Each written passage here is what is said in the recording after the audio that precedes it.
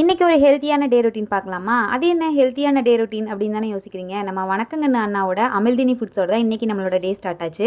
Morning எந்திரிச்சதையும் tea coffee குடிக்காம எனக்கு டேயே start ஆகாது அப்படின்னு சொல்றவங்க கூட ஒரே ஒரு டைம் இந்த மால்ட்டை ட்ரை பண்ணீங்கன்னா கண்டிப்பா நெக்ஸ்ட் டைம் இதையே தாங்க யூஸ் பண்ணுவீங்க. அந்த அளவுக்கு சூப்பரா இருக்கு. இதுல எந்த ஒரு ப்ரிசர்வேட்டிவும் கலரும் ஆட் பண்றது இல்லை. அதனால நம்ம தாராளமா குழந்தைங்களுக்கு ரெகுலராகவே கொடுக்கலாங்க.